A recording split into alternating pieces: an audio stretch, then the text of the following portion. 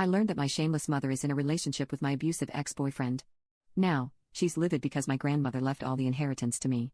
I started dating my ex Mike when I was 15 and he was 17. We dated until I was 17 and he was 20.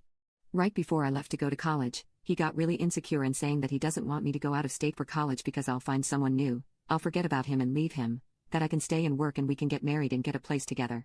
I told him I was not ready to get an apartment with him because we're still young and I want to graduate first. The week before you go and I told him that I'm going and he's just going to have to trust me. I told him when I be visiting and he can drive up to me. He did not like the answer that I was not staying and going to a local college, so he hit me and he assaulted me that night. I didn't talk to him the week leading up.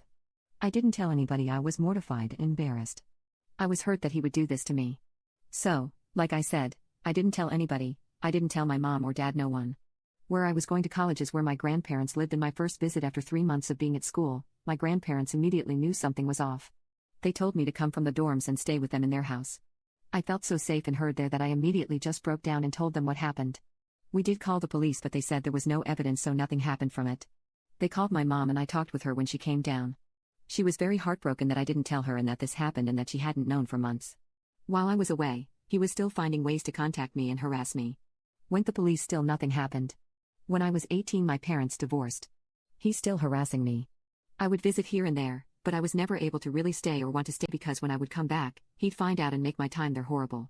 So when I was almost done with my program, I went back home for Christmas and my abuser was sitting in the living room. I was shocked and disgusted and I asked what he was doing here.